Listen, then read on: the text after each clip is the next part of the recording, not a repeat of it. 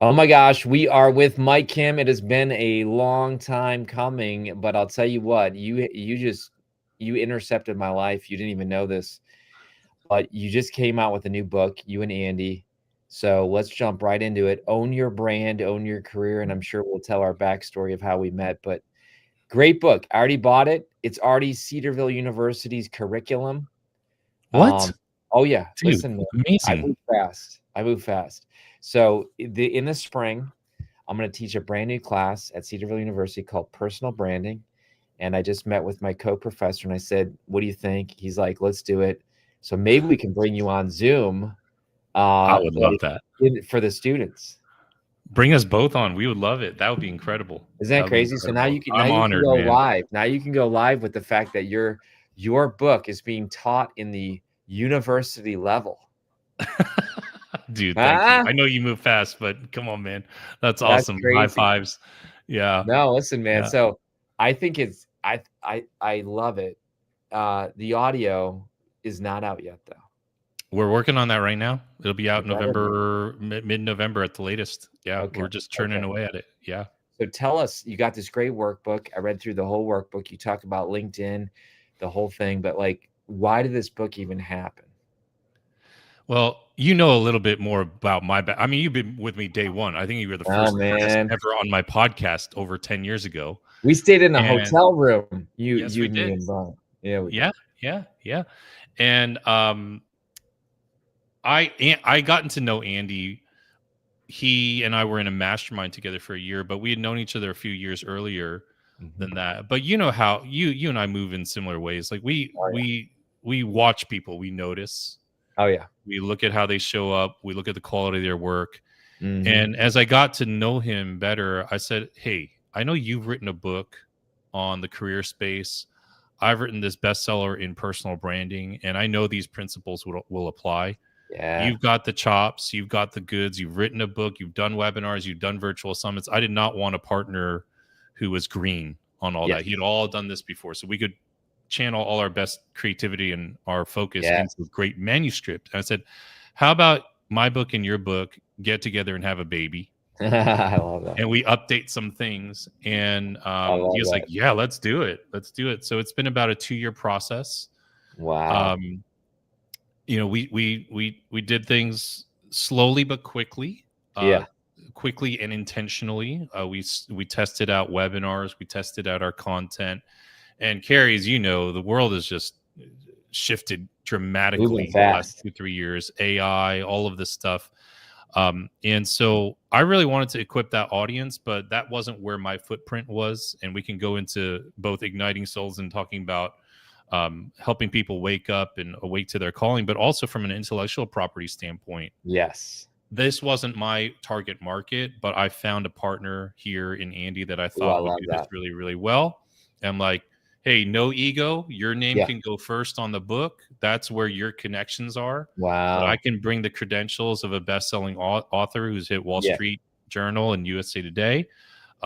Truth be told, most of the endorsements are probably going to come from you and your market, so I Yeah. can't contribute there. But I'll do the lion's share of the writing. I'll synthesize the ideas. I'll codify everything. My team will do the marketing and the design. I'll do the strategy for the marketing. So this is awesome. The book's been out about a month.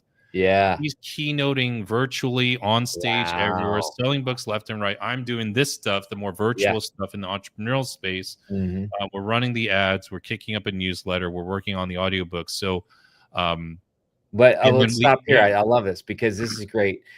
Most people do not know how to pick the right partner, and you and Andy had this great podcast where I love what you said. You said you kinda, like, pursued him, but then you looked at him and you kinda looked at his portfolio, even down to the fact it's funny because I listened to this literally. You heard my message when I'm like, "Dude, I'm hopping on a plane, but I'm listening to you guys right now," and yeah, what you said was he even overcame cancer, and that was right. part of like, "Hey, man, this guy is not weak." So talk about that, just like picking the right partner. You've done this with Mary Valoni, one of our Mhm. author Academy Elite authors way back when, but like you seem to have a knack for picking the right collaborators. I think it's really, I mentioned a few things before. Like on paper, he had a body of work that I knew I wouldn't have to coach him through this process for the first time. Like, oh That's man, good. I didn't want that. Secondly, you and I talked years ago about partner up, collaborative up, Yes. mentor around. I learned that from you. Yes. I And heard that. I got to give a shout out. I heard that Paul, from a right? dude named Paul Martinelli. Yep. Yep. And you Yep. ended up meeting him. Yeah, sure. Yep. And so that was big for me. I felt like we were peanut butter and jelly. Like Mm, it wasn't more of the same. We had different strengths and weaknesses, which is what you want in a partner. yes. But I also said to myself, I could work my tail off for the next 5 years and I wouldn't have the network and the connections that Andy has. That's what I look at as a partner up. And he could work for the next 5 years and not have the entrepreneurial network or the best-selling book or whatnot that I had, right? Those credentials, like particularly the bestseller lists. Yeah. So as we got to know each other, hung out a number of times before we were in a mastermind together, then we're seeing each other every 2 weeks. I invited him to speak at one of my events. He flew all the way from Barcelona over, Oh got my sick, gosh. couldn't Yep. make the event, had to stay in his hotel 15 Wait, minutes away. why? Because he got sick? He got sick. Oh Just my COVID. gosh. I don't know what it was. Everyone was Okay. dealing with post-COVID stuff at that time. Right. But dude, he was texting me. He was like, "Hey, I'm thinking about you at the event." He treated the event like it was his own. Wow. And I'm like, this says a lot about his character. I Oh know yeah. that he went through the cancer journey and overcame that. He's really, prioritized his health and his life. And I'm like, this is what I want, like in Yeah. a guy. Like he's going to show up. He's probably going Mm. to push this harder than even I do. Wow. And I was like, look, we're together on the book and any of the IP, the communities that are built around this, but you keynote around this. I don't want your keynote fees. Like That's that's your cool. livelihood. Yeah. You go sell the book. We'll share the book profits. I'll go sell the book. Let's keep showing up and checking in. And that's what I was looking for. I wanted that kind of commitment. Yeah. And, it's just like a relationship, right? Then you date for a while and then you pop the question. And once Ah, you yeah. do, once you do, you commit. We are together forever. That's right. Like Yeah. we're forever. So that was awesome, man. It was just like Jeff Bezos talks about one-way doors and two-way door decisions. I remember this. I'll share Yep. this. This is really good. Yeah, we get into trouble when we treat every decision like it's a one-way door, when in reality they're two-way doors. You can back out of stuff. So there were things that we teamed up on, speaking at each other's events, webinars, and then I could say, hey, look, this isn't a great fit. Mm. But once I just started seeing it rack up and there was proof of life here, I was like, let's do this. Let's team up. Let's get married. And we did it. So yeah, that's where we went. I love that. That is, folks, he's dropping gold on how to pick the right partner. Don't pick somebody just like you. Pick somebody who's proven. Pick somebody up who brings resources that you don't, and vice versa. But I think another thing that I appreciate you is you just ooze IP, intellectual property. And I've really gotten into that space a lot lately. And we'll have to talk offline about instant IP and all this stuff. But literally, I mean, the one-way door, the two-way door. You said something recently. You came out with a post how your dad had your book. And he said, I've been reading your book. I forget where I saw this on social media or something recently, your newsletter. But you're like, books live forever. Books are asset. He wasn't saying I was reading your blog. So even talk about the permanence of IP in the form of a physical book. So my dad passed about 6 months ago. He'd been battling cancer for about 2 years. And you know a little bit of backstory because I've shared with you on the personal side. Yeah. And we patched things up the last 6-7 years. Man, Wow. I'm very proud that we did that. We had a really, really hard life together. Yeah. And he reached out first when I turned 40. Wow. And then it was in my court, and the ball was in my court. And I responded. I was like, you know what? Let's do this. Like, we're grown men now. The past is in the past. You're the only father I have. I'm the only son you have. Wow. And went to visit him in Hawaii. Then a couple years later, visited him in Korea. And I was shocked at how much his health had deteriorated. Right after that second visit, he was diagnosed with cancer. And so I rushed back, this past May. And, he passed. But he was cognizant. He had suffered a stroke, so he couldn't talk, but he could understand what I was saying. So I go to his apartment, and I actually have this was the first book I wrote, You Are the Brand, Yes, I which remember hit that. the bestseller list, and it Fantastic. was translated into Korean. So What? he grabbed the Korean copy over in Korean. He'd be texting me every couple of days, "Hey, I got your book." Like, it's a weird translation that's very, very literal. And he's an Wow. intelligent guy. So I saw these two on his couch, dude. And That is cool. I found some language on this. Have you heard of the Lindy effect? Maybe just from you, because I've been Yeah. diving deep into Mike Kim lately. But yeah, talk to me. So the Lindy effect is a filter, and it basically says the longer something's endured, the more likely it will keep enduring. And it has this weird origin. It's from a deli, like, that's now gone, in New York City. And sorry, my camera shorted out here. Let me That's all see. right. Okay. We got your audio. Yeah. Oh, okay, great. And in the mid 1900s, comedians and showbiz people, they would hang out there, and they noticed something, that the longer a Broadway show was already running, the more likely it was going to keep running. Wow. And they would say that show is Lindy, right? And it resonates with me because it connects to something like this idea of material consequence, right? That, dude, I have never looked at my Dropbox folder or my Google Drive and said, "Look at this incredible body of work." Look at 'Cause this it's lead so magnet I fleeting. created. Look at this, right? Right. Look at Yeah, we this, never look at say this. that, right? Yeah, that's true. You and I are 80s kids. We grew up in a very physical world. We play with action figures, toys, Transformers.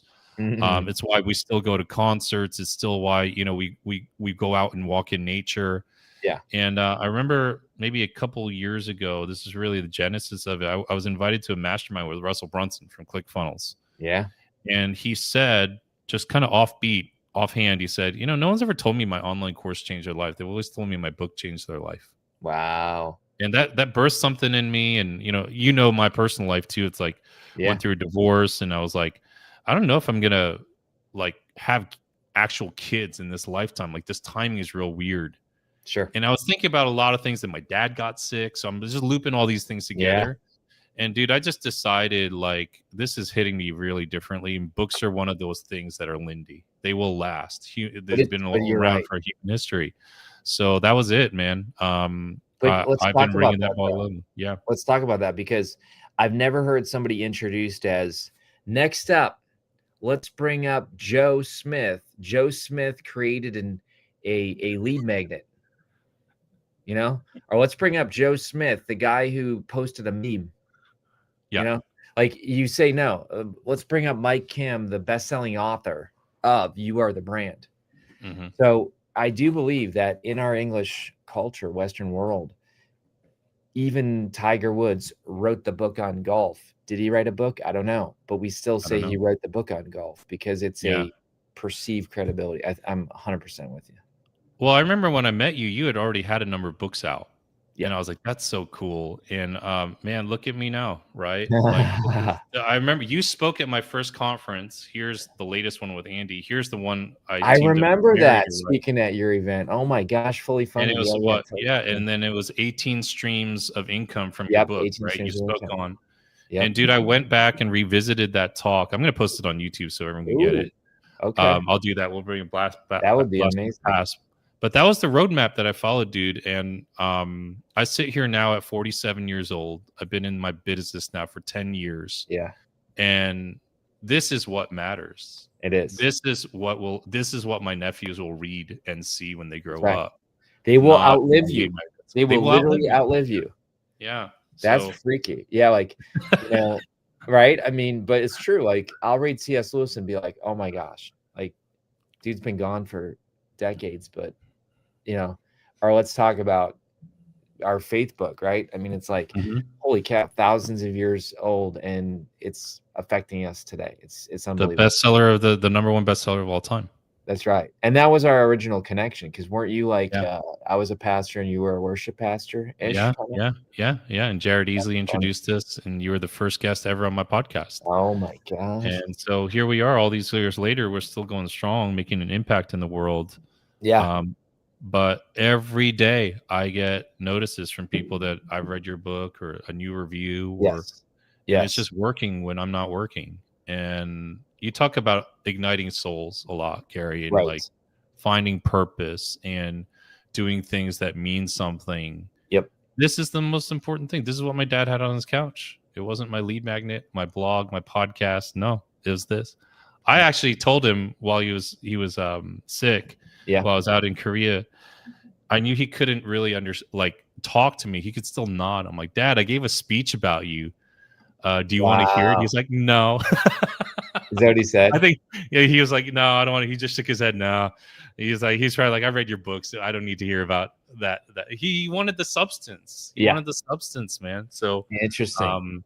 Yeah. No, that's great. That's great. And let's jump in, because I gotta promote you and Andy. I mean, this is amazing. I was shocked that you gave away so much gold in this workbook. In fact, as I was reading this, I thought, oh my gosh, because I was waiting for the book to ship, because I was actually bummed it wasn't on audio, So, but it's coming. So don't worry, everybody. It's coming. But I bought the book, and I immediately said, while I'm waiting, I'm going to actually read through this. I read through it immediately on the airplane, and it is gold, man. I mean, people are getting oh my gosh, they're getting a masterclass. This one especially. And by the way, at Cedarville, I was like to the professor, I'm like, he uses the word pissed off. And I said, he says it on purpose, and let's talk about that. So the other professor's cool with it and everything. But I like that you have this edgy thing, because, and of course it's IP. I love it. And offline, we're going to help you get that protected with instant IP. So I'll tell you all about that. But what is this amazing thing? Talk about those three things, because this is just one little piece of your book. Well, you and I are both of the same ilk in that, you get your best ideas on the field of play, not when you're theorizing. And I found early on in my career, where I do some of these personal branding workshops and helping people get clarity about what their values were, what was important to them. Every time I asked them, what do you want? What's important to you? What kind of career, what kind of work do you want to do? What kind of business do you want to build? It was all fluffy and diluted. And I realized that's not how traction works. Like, to move forward, you need friction. And maybe I'm asking everybody to spin their tires out of the snow in only one direction. You're in Ohio, I'm in Jersey. It snows here. Like, when you're stuck in snow, you go forward and backwards. And I was just trying to help them move forward. So when I started to ask them, well, what do you hate? What do you not like? Oh my gosh, the answers came flying out. We see this everyday conversation. Hey, honey, what do you want to eat for dinner tonight? Oh, I don't know, anything. Oh, do you want Chinese? No, it's too greasy. I don't want that. How about Italian? No, it's too heavy. Indian? No, it's too spicy. They have immediate answers. Wow. I was like, I'm onto something here. So that's where, and I'm a New Jersey guy. We talk like this all the time. Like, what pisses you off? And I think that sort of jolts them to a point where just like, what ticks me off? This, and this, and this. Yeah. And people never get to air out what's inside. And then my job is, as I listen to all this, what are these threads that I'm seeing that I can tie together? Yeah. So I remember one of your early books, Day Job to Dream Job. I devoured that thing when I was in my own journey. And I was like, man, I want to get, I'm appreciative of my company. I'm appreciative of the leadership role I have here, but this is not it. And I want to go from what I'm doing during the day to that dream life. Yep. I want to move from a present negative to a future positive. That's cool. Right? And so that's where that comes from. And now with this book, it's really about people looking at their job objectively. And what they like and what they don't like. And so not everyone's meant to be an entrepreneur. That's I will die on that hill. It's not for everybody. But the principles are. I think your life being in your own hands and having agency, that's what's so important. So yeah, absolutely. Well, subtitles are always super important to me. The Strategic Guide to Building an Authentic Personal Brand that Accelerates Your Success. I shared this to a few students. Their eyes all light up. And I tell them, well, I do have some haters. Some haters say, and again, I just have to teach them a little bit. But some people think that having your own brand sounds very self-absorbed. And, at a Christian university, they might be like, well, does God even want us to have a personal brand? And what I tell people is like, it's day one, like right out of the gate, you say, you have a brand, you might as well own it. Is this right? Yeah, absolutely. Because Jeff Bezos, you probably know this, but his definition of brand is what people say about you when you're outside the room. Yeah. And to me, when I look at the Bible, it says a lot of what people should say about us. Like, it's like, you should have the fruit of the Spirit. You should be salt. You should be light. You should have generosity. You should have compassion. You should have forgiveness. Like, if anybody talks more about branding, I honestly think it's Jesus. Look, I have a master's in biblical literature. Like, I have an Yeah. MA. Like, I went to seminary. And so Yeah. let me go down this little bit. What do we call Thomas? Doubting Thomas. Ooh. That's his brand. What do we call Peter? Right? What's this most common story we tell? The Peter who had no faith that he could walk on the water and cuts off ears. These guys have brands. Yeah. Right? Yeah. What's David? Peter, a man after God's own heart. Yeah, go. Yeah. Man after God's own heart, but yet Bathsheba. Okay. So, like, we distill, I think it was maybe you who shared this, or in conversations that we had, like, what I mean by a brand is it's a public facing identity. And this is how I tee up personal brand. It's comprised of your ideas, your reputation, your expertise, and your personality. Yeah. But in reality, I don't have one here, but it's like, think about a Lego brick. Human beings have so much stuff on their minds. You can only occupy one peg on that Lego brick. And that's why we call him Doubting Thomas. I'm sure Thomas did a lot of other good things. Yeah. I mean, he ran the race. Yeah. But we just brand him. I like that. And Doubting Thomas. Even the James and John were called the Sons of Thunder. Sons of Thunder. They sound like a WWE tag team, bro. Right. I love that. No, but this is so true. And this is what we do with humans. We reduce them to a brand, right or wrong, but it's because the brain can only have so many, like what you're saying, have so many categories or attention, so it's like, when people interact with you, what do you want them to say about you? Like, oh, that guy's a jerk, or that person's selfish or prideful, or you can say really good things too. Yeah. And in the world of work, in corporate, which is what this book is for, that is absolutely what people do. When you have 50 coworkers, when you're going in Monday morning, beating traffic and fighting it, and you're just frazzled, just showing up, you are not trying to empathize and understand your coworker from across the hall. Like, we know this. And so this is in a context of corporate work, but like, even with my book with Mary and Fully Funded, where we're helping Christian missionaries raise more money, these principles apply.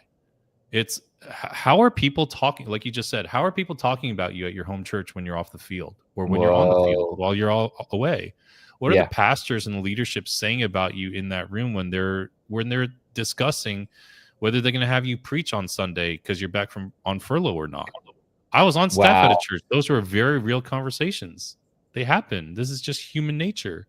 So by brand, I would just say identity or reputation. If that word bothers you, then reputation. How to build an authentic personal reputation, right?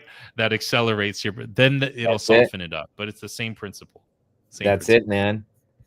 Listen, I'm telling people, they got to get this book, even for the workbook. I mean, you lead people down how to post on LinkedIn, what to post, what should be your banner, what should be your tagline. I mean, the book is chock full of helpful things.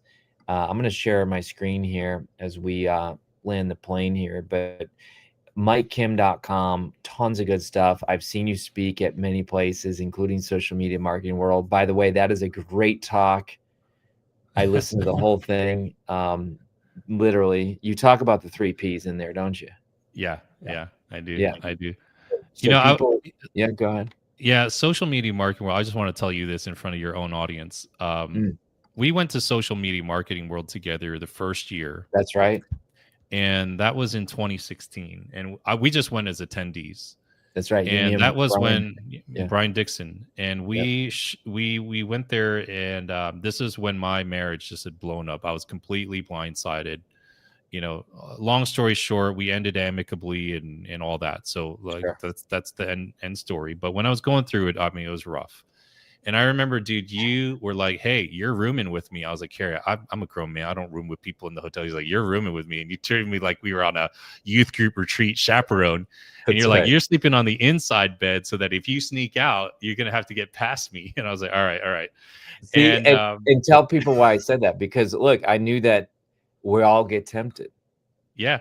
I wanted to go out. I wanted to party. I wanted to drink, whatever it was. I was just in a lot of pain. Yeah. And I remember you said, "Hey, get up tomorrow morning. We're going to church." And you and Brian took me to church. And I was just in tears. I don't even think I stood the whole service. I sat in the chair. Tears were hitting the floor. And then you brought me to the beach. And we just got a workout in. I don't know if you remember that. We did the got a workout. Oh my gosh. And we show up at my friend Ann's house of 3 sweaty dudes. She's like, "What is it?" Her husband was like, what kind of work friends do you have? And we all had lunch there. And we went back to the venue, and you and Brian were like, "Hey, let's visualize this. Go up on that stage. I'm going to speak here one day." And 2 years later, I spoke there. And I spoke 2 years in a row. I love that. And I want your audience to know that this is what Kary Oberbrunner did for me, man. And a year later, I spoke at Igniting Souls. Yes. You so graciously invited me out. You didn't see me for what I was going through. You still saw the treasure and the value in me. And that's where I met Mary. And look at this. 7 years later, dude. We have a collaboration. I want you to know this because I don't even think you know this. I'm going to pull up these stats here. Since that time where we met, Mary and I met at Igniting Souls. Yep. We've had over 2,300 students in our program, reaching over 102 nations for the Lord through this book. Dude, think about that. Praise God, man. That's crazy. That's wild. That is crazy. IP did it. IP did it. Writing books of substance did it. And now I've got 3 different IPs, if you will. I love it. I love it. 3 different markets. But hey, this is powerful. Thank you, Kary Oberbrunner.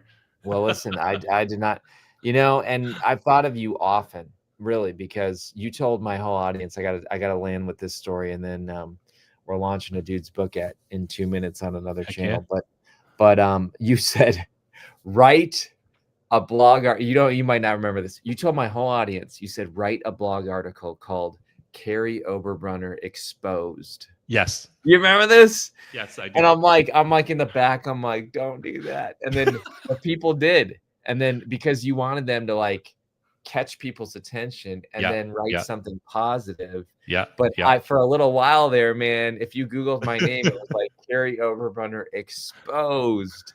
You got some attention that way. That's good. That's exactly what you want. That's what you're good at. Right? You're good at marketing. So no, you've always pushed me.